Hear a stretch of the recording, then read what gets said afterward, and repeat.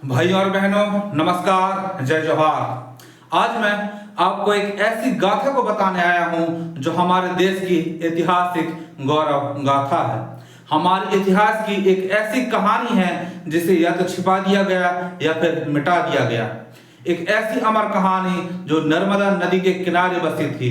एक ऐसा साम्राज्य जिसमें 52 गढ़ थे। ऐसा इतिहास जिससे दुश्मन भी घबराते थे। जब भारत के मैदानों में दिल्ली और आगरा की सल्तनत थी, तब मध्य भारत की धरती पर एक साम्राज्य जन्म ले रहा था।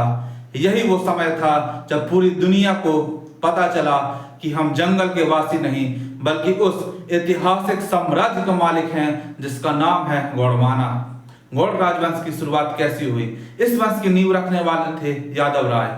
फिर आए राजा खरजी, गोरक्षक दास, सुखदास, अर्जुन दास, और फिर वह समय आया जब गोंडवाना का सूरज सबसे तेज चमका। राजा संग्राम शाह के शासन में राजा संग्राम शाह 52 गढ़ों के शिल्पकार और गोंडवाना गौरव के प्रतीक। संग्राम शाह गोंडवाना समाज के सबसे महान शासकों में से एक थे। उन्होंने 1513 से 1543 तक शासन किया।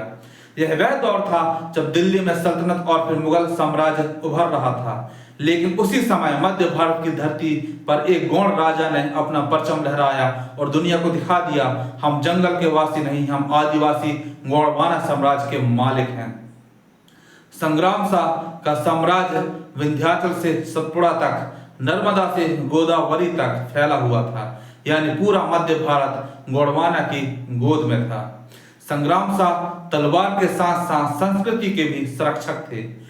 उनके दरबार में साहित्य और संगीत का स्वर्णिम युग था।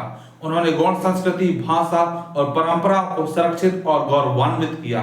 संग्राम शाह केवल राजा नहीं थे, वे रणनीतिकार, दूरदर्शी और जननायक थे। उन्होंने छोटे छोटे गौड़ रियासतों को जोड़कर एक शक्तिशाली गोंडवाना साम्राज्य का निर्माण किया।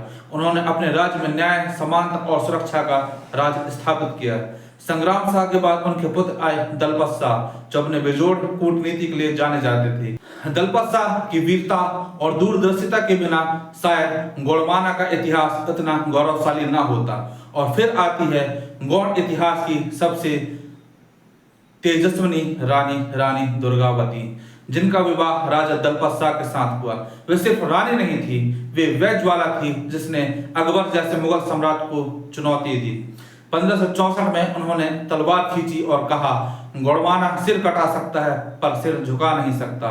उन्होंने शौर्य और बलिदान की ऐसी गाथा लिखी जो आज भी गौड़ आदिवासियों की रगों में आग भरती है। आगे चलकर राजा हृदय शाह 1634 से 1668 ने राजधानी चौरागढ़ से नामनगर स्थानांतरित की, जिसे आज रामनगर के नाम से प्रसारित किया जाता है। नामनगर आज भी गौड़ समाज की शान का प्रतीक है। उन्होंने मोती महल, रानी महल, राय भगत की कोठी, विशाल चौगान और मंदिर बनवाए। यह सिर्फ इमारतें नहीं थी बल्कि गौड़ संस्कृति, संगीत और शक्ति के प्रतीक थे। हृदय शाह के बाद वंश चलता रहा। छत्र शाह, केसरी शाह, नरेंद्र शाह, महाराज शाह, शिवराज शाह, दुर्जन शाह, निजाम शाह, नरहर शाह। लेकिन 18वीं सदी तक मराठों और फिर अंग्रेजों ने गौड़ समाज की शक्ति तोड़ दी। गौड़ राजा अंग्रेजों के पेंशन भोगी बनकर रह गए। पर क्या गौड़ इतिहास का सूरज यहाँ डूब गया? नहीं। तब आया वह समय जब गोंडवाना ने फिर से दहाड़ मारी। ये समय था 1857 का। जब 1857 की वह ज्वाला पूरे भारत में भड़क रही थी, तब मंडला और जबलपुर की धरती पर गोंडवाना ने भी बिगुल बजाया। गोंडवाना के शाही परिवार से आए राजा शंकर शाह और उनके पुत्र कुंवर रघुनाथ शाह ये सिर्फ राजा नहीं थे बल्कि गोंडवाना गौरव के प्रतीक थे। शंकर शाह बुजुर्ग थे लेकिन दिल में आग अभी भी थी। उन्होंने कहा, गोंडवाना की माटी गुलाम नहीं रहेगी। उन्होंने कविताओं में विद्रोह का संदेश लिखा। रघुनाथ शाह युवाओं के नेता बने। उन्होंने गौड़ राजाओं को संगठित किया और युद्ध किया। अंग्रेजों ने जब विद्रोही गीत सुने तो उनके रोंगटे खड़े हो गए।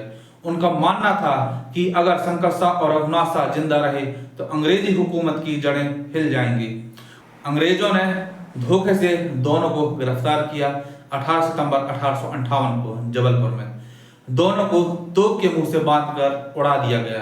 राजा शंकर शाह गढ़मंडला के शासक, महान संग्राम शाह के वंशज, गोंडवाना साम्राज्य की आखिरी गूंज हमेशा के लिए समाप्त हो गई।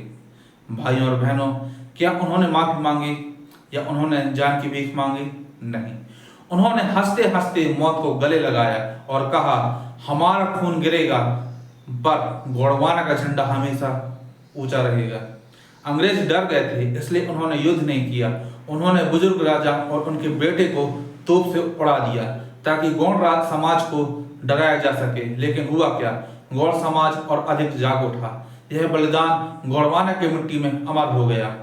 राजा शंकर शाह और कुंवर रघुनाथ शाह ने गौड़ समाज को याद दिलाया कि हम रानी दुर्गावती की वंशज हैं, हम गुलामी बर्दाश्त नहीं करेंगे। उन्होंने गौड़ संस्कृति को बचाया और गौड़ समाज को राष्ट्रीय स्वतंत्रता आंदोलन से जोड़ा। उनका बलिदान हमें बताता है नेता वही है जो मौत को गले लगाकर भी आने वाली पीढ़ियों को आज़ादी दे।